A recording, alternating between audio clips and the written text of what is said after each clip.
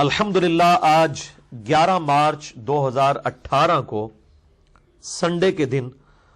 قرآن class number 286 میں ہم انشاءاللہ تعالی سورہ صاد جو مکی سورت ہے اس کو شروع کرنے جا رہے ہیں۔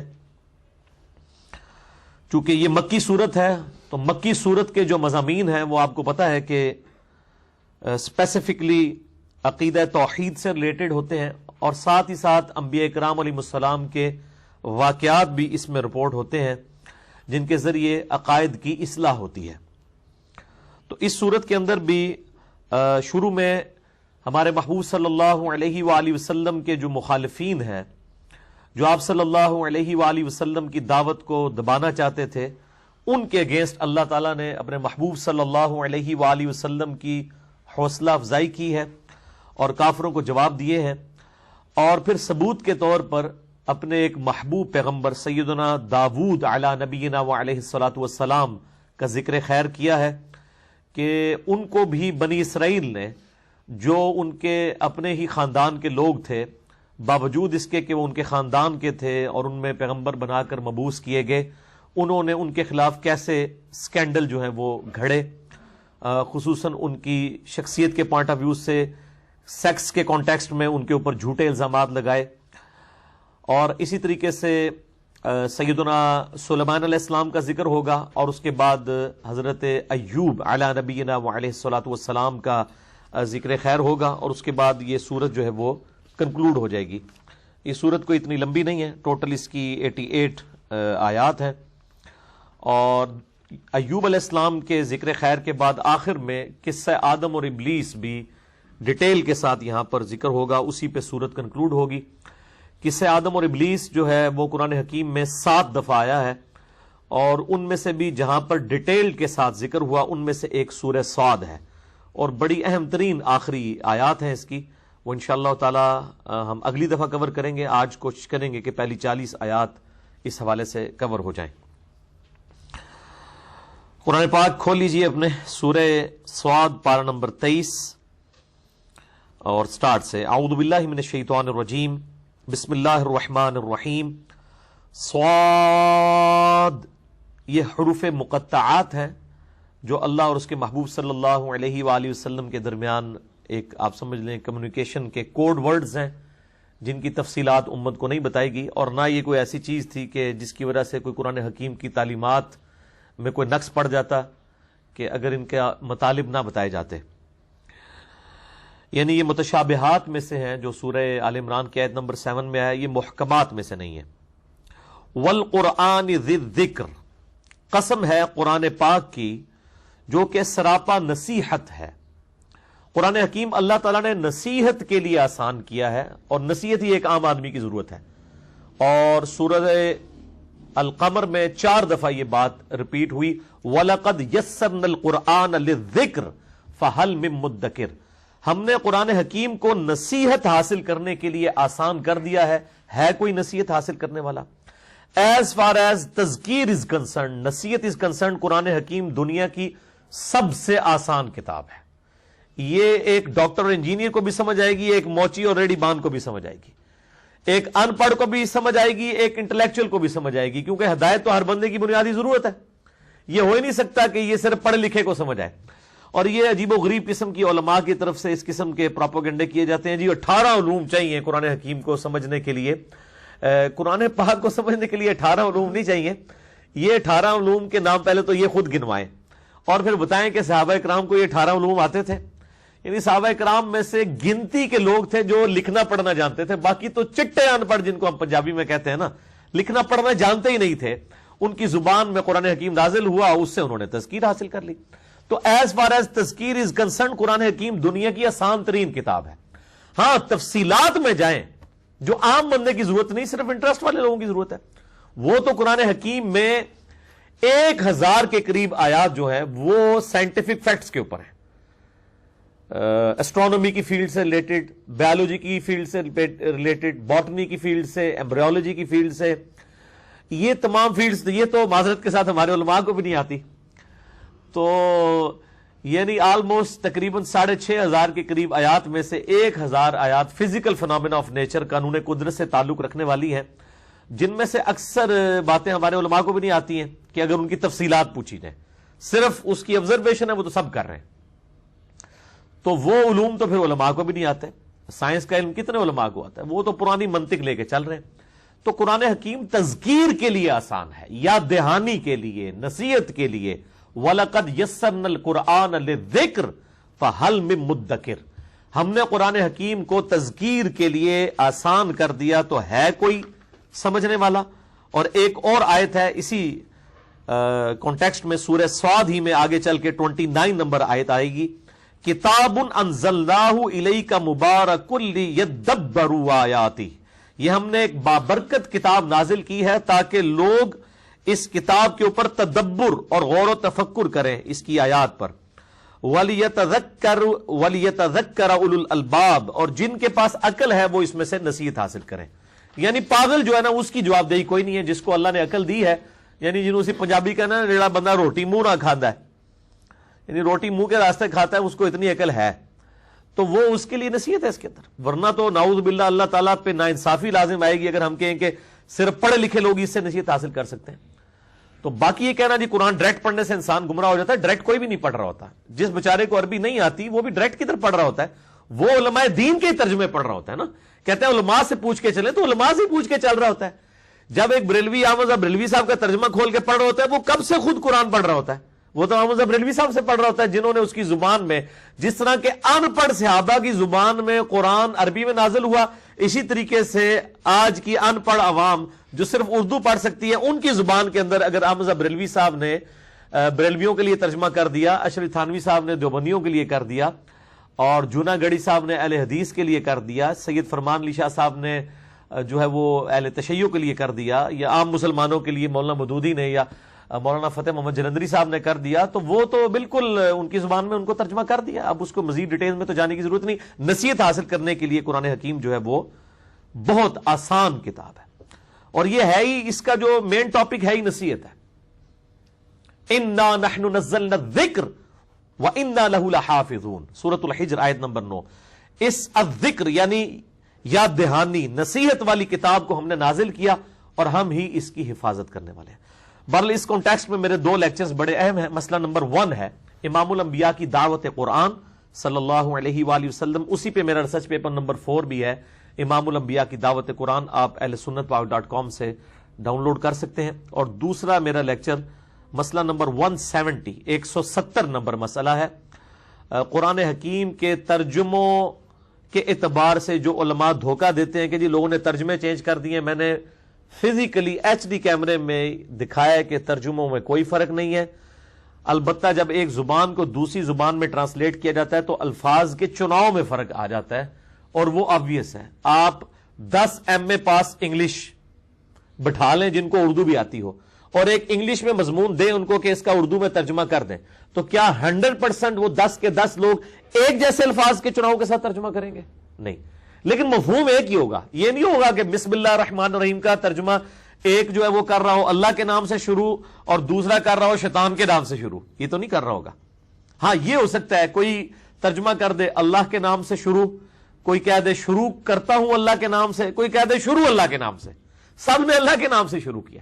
تو بیسیکلی یہ علماء جو اس حوالے سے لوگوں کو قرآن سے دور رکھتے ہیں، یہ بہت بڑی دشمنی کر رہے ہیں قرآن حکیم کے ساتھ، یعنی بجائے سولوشن اینڈ پہ آنے کے پرابلم اینڈ پہ کھڑے ہوئے ہیں۔ یعنی یہ تو کافروں کے کرنے کے کام ہے۔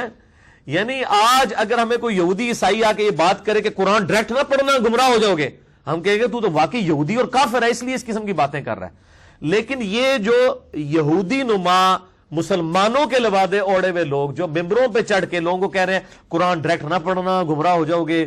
بخاری شریف ڈائریکٹ نہ پڑھنا گمراہ ہو جاؤ گے، اب ان لوگوں کی چونکہ شکلیں مسلمانوں والی ہیں، کام یہ یہودیوں سے بھی بدتر کر رہے ہیں، اور ہم ان کی باتوں کے اوپر یقین کر رہے ہیں۔ حالانکہ ہونا چاہیے تھا کہ ہم ان کو بالکل چٹا جواب دیتے کہ خدا کے لیے اسلام کے ساتھ یہ دشمنی نہ کرو، یہ تو کافروں کے کرنوں کے کام ہے کہ وہ لوگوں کو یہ مشورے دیں کہ قرآن و حدیث ڈائریکٹ نہ پڑھو۔ یعنی تم مسلمان ہو کے بجائے پڑھانے کے لوگوں کو یہ کہنا شروع کر رہے ہو،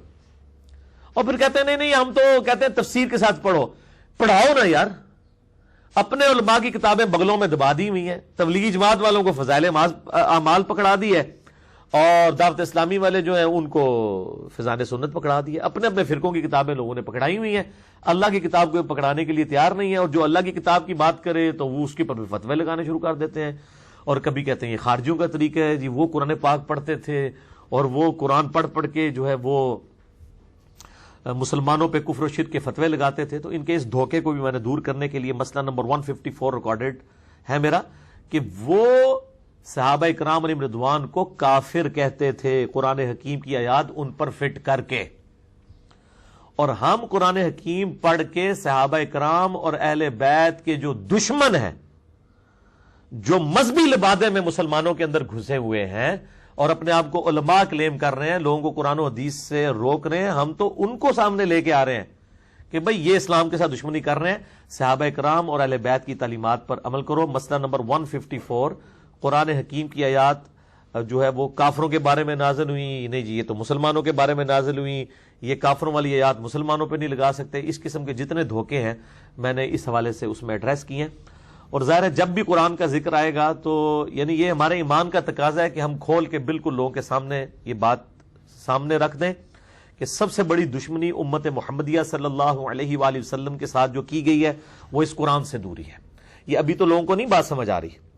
لیکن یہ مرنے کے بعد فوراً سمجھ آ جائے گی۔ سورۃ الفرقان کی آیت نمبر 30 ہے کہ قیامت والے دن نبی صلی اللہ علیہ وآلہ وسلم شکایت کریں گے، وقال الرسول یا رب ان قوم اتخذوا هذا القرآن مہجورا، اور نبی صلی اللہ علیہ وآلہ وسلم شکایت کریں گے کہ اے اللہ میری قوم نے قرآن کو پیٹ کے پیچھے ڈال دیا تھا، یعنی انہوں نے اپنی اپنی کتابیں پکڑ لی تھی اور پھر یہ باتیں کرتے ہیں، وہ کہتے ہیں جی وہ دیکھیں جی ہمارے بزرگوں نے بھی جو کتابیں لکھی ہیں وہ بھی قرآن و حدیث کا نچوڑ ہی نکال کے آپ کے سامنے رکھا ہے۔ میں کہتا ہوں نہیں، قرآن و حدیث کا نچوڑ نہیں نکالا، نچوڑ دیا ہے قرآن و حدیث کو، یعنی اس کو نچوڑ کے سائڈ پہ پھینک دیا، اور جو پھونک تھا نا وہ آپ کے ہاتھوں میں پکڑا دیا ہے۔ یعنی قرآن و سنت کی جو تعلیمات ہیں، کیا ان کی بزرگوں کی کتابوں میں وہ تعلیمات، وہ توحید موجود ہے؟ اگر یہ سمجھتے ہیں، یہ تو سورۃ الفاتحہ کا ٹیسٹ نہیں توحید کے حوالے سے پاس کر سکتے، یہ تو صحیح بخاری اور صحیح مسلم سے کھول کے اپنی پبلک کو جمعے کے خطبے میں نماز کا طریقہ نہیں بتا سکتے۔ بخاری مسلم تو چھوڑ دیں، شیخ عبد القادر جیلانی المتوفا 561 ہجری، جن کو غوث پاک کہتے ہیں اور ان کے نام کے اوپر 11ویں پکا پکا کے مسجدوں میں کھائی جاتی ہیں، ان کی کتاب غنیت الطالبین جو مارکیٹ میں خود انہوں نے چھاپی ہوئی ہے، بریلویوں نے بھی، دیوبندیوں نے بھی، اہل حدیث نے بھی، اس میں سے نماز کا جو چیپٹر ہے وہ شروع میں موجود ہے۔ نماز کا طریقہ پبلک کو کھول کے نہیں بتا سکتے کہ اس دفعہ تو ہم 11ویں کے چاول کھا رہے ہیں، انشاءاللہ اگلے مہینے 11ویں کی جگہ ہم ایک دفعہ 11ویں والے کے طریقے کے اوپر سنت کے مطابق نماز پڑھیں گے، اور وہ 11ویں والے کا اپنا ذاتی طریقہ نہیں ہے، وہ کوئی صحابی تو نہیں، نہ کوئی تابعی ہے، نہ کوئی تبع تابعی ہے، وہ تو 500 سال بعد ایک شخصیت آئی ہے، شیخ عبد القادر جیلانی المتوفا 561 ہجری۔ انہوں نے بھی نماز کا طریقہ بخاری اور مسلم سے لکھا ہے، یعنی پرائمری کتابیں تو ہماری وہ ہیں جو ہم نے یہ سامنے رکھی ہوئی ہیں، لیکن ہمارے علماء کے شوکیسوں میں یہ کتابیں پڑھی ہوئی ہیں، پڑھی ہوئی کوئی نہیں ہے، پڑھی ہوئی ہیں گرد آلود، پڑھی ہوئی نہیں ہے، اور جو کوئی پڑھتا ہے اس کے اوپر فتوے لگانا شروع کر دیتا ہے۔ تو قرآن حکیم ہماری ٹیکسٹ بک ہے، قرآن حکیم میں کیٹاگوریکل مینشن ہوا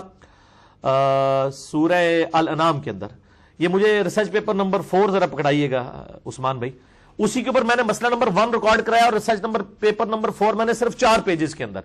اس کا نام میں نے رکھا ہے امام الانبیاء کی دعوت قرآن، یعنی نبی صلی اللہ علیہ وآلہ وسلم کی یہ دعوت قرآن ہے، میری ذاتی نہیں ہے، اور اس کو میں نے ڈیڈکٹ کیا ہے سورۃ الانعام کی آیت نمبر 19 سے۔ اعوذ باللہ من الشیطان الرجیم، بسم اللہ الرحمن الرحیم، وَأُوحِيَ إِلَيَّ هَذَا الْقُرْآنُ لِأُنذِرَكُم بِهِ وَمَن بَلَغَ۔ اے محبوب صلی اللہ علیہ وآلہ وسلم فرما دیجئے قرآن میری طرف اس لیے وحی کیا گیا تاکہ اس قرآن کے ذریعے میں تم تک بھی بات پہنچا دوں اور ہر اس شخص تک جس تک یہ دعوت پہنچ جائے۔ اسی لیے میں نے اس ریسرچ پیپر کا نام رکھا ہے امام الانبیاء کی دعوت قرآن۔ صرف 4 پیجز کے اوپر 50 آیات سے قرآن حکیم کی دعوت کا خلاصہ، قرآن حکیم کی امپورٹنس کیا ہے اس حوالے سے، یعنی اس پہ میں نے کئی ٹاپکس کور کر دیے صرف 4 پیجز کے اندر۔ جسے شوق ہے تو مسئلہ نمبر 1 میرا دیکھے، اس کو میں نے مسئلہ نمبر 1 اسی لیے قرار دیا، اور یہ ریسرچ پیپر بھی پڑھ لیا جائے، یہ 4 پیجز ہے صرف، یعنی وہ یہ آپ کو ریسرچ پیپر جتنے بھی یہاں 50-60 کے قریب لوگ بیٹھے ہیں، ان کو اینڈ پہ جتنے ریسرچ پیپر ملتے ہیں ان میں سے ایک ریسرچ پیپر بھی آپ کو مل جائے گا۔ اور مسئلہ نمبر 1 اور مسئلہ نمبر 170 یہ 2 میرے یعنی زندگی کے ایسٹس ہیں جو میں نے اس حوالے سے ریکارڈ کروائے ہیں تاکہ اس امت کو بتایا جائے کہ آپ کی ٹیکسٹ بک صرف قرآن ہے. یعنی لوگ جو ہیں وہ مطلب دوسری کتابوں کو لے کے چل رہے ہوتے ہیں. میں تو یہاں تک کہتا ہوں کہ حدیث کی کتابیں بھی ہماری ریفرنس کتابیں ہیں, ہماری ٹیکسٹ بک صرف قرآن ہے. درس قرآن ہی ہونا چاہیے, حدیثیں اس کے ذیل میں بیان ہونی چاہیے. میں تو درس حدیث, درس فقہ, درس تصوف کسی کے بھی حق میں نہیں ہوں. صرف درس قرآن دے, اس کے ذیل میں آپ صحیح الاسناد حدیث بھی بیان کریں اور جو صحیح سند کے ساتھ واقعات ہیں ضرور بیان کریں, لیکن ٹیکسٹ بک جو نبی علیہ السلام دے کے گئے امت کو, وَأُوحِيَ إِلَيَّ هَذَا الْقُرْآنُ لِأُنذِرَكُمْ بِهِ وَمَنْ بَلَغَ, اے محبوب صلی اللہ علیہ وآلہ وسلم فرما دیجئے قرآن میری طرف اس لیے وہی کیا تاکہ اس کے ذریعے میں تم تک بھی تذکیر کروں, نصیحت کروں, ڈر سناؤں, اور جس تک بھی یہ کتاب پہنچ جائے وہ بھی اسی کتاب کے ذریعے لوگوں کو تبلیغ کرے. یہی نبی صلی اللہ علیہ وآلہ وسلم کا انسٹرومنٹ آف دعوت ہے. الحمدللہ. وَلِلَّذِينَ كَفَرُوا فِي عِزَّةٍ وَشِقَاقٍ, لیکن کافر جو ہیں وہ نبی صلی اللہ علیہ وآلہ وسلم کی اس دعوت قرآن کے مقابلے پر مخالفت میں اور تکبر میں اتر آئے ہیں. کم مخلقنا من قبلہم من قرن, کتنی ہی امتیں ایسی تھیں جو اس سے پہلے ہلاک کر دی گئیں, یعنی جنہوں نے اپنے وقت کے پیغمبر کی بات نہیں سنی, اللہ نے ان امتوں کو ہلاک کر دیا. فنادوا ولا حین مناس, پس وہ فریاد کرنے لگے اور اس وقت ان کے نکلنے کا کوئی اور راستہ نہیں تھا. یعنی جب اللہ کا عذاب آ جاتا ہے, عذاب استیصال, تو پھر کوئی بچنے کی راہ نہیں ہوتی. وَعَجِبُوا أَنْ جَاءَهُمْ مُنذِرٌ مِّنْهُمْ, اور یہ کفار مکہ اس بات پر تعجب کرتے ہیں کہ انہی میں سے ایک ڈر سنانے والا تشریف لے کر آیا. وَقَالَ الْكَافِرُونَ هَذَا سَاحِرٌ كَذَّابٌ, اور کافر کہنے لگے نعوذ باللہ من ذالک, یہ تو جادوگر ہے اور جھوٹا شخص ہے, نعوذ باللہ. اب دیکھیں کہ پیغمبر جن کے پیچھے اللہ کی سپورٹ ہوتی ہے ان کو بھی ان کے زمانے کے لوگ قبول نہیں کرتے. تو ہم تو پیغمبروں کے ڈاکیوں کے ڈاکیے ہیں. اگر ہماری مخالفت کوئی کرتا ہے تو کوئی ٹینشن والی بات نہیں ہے.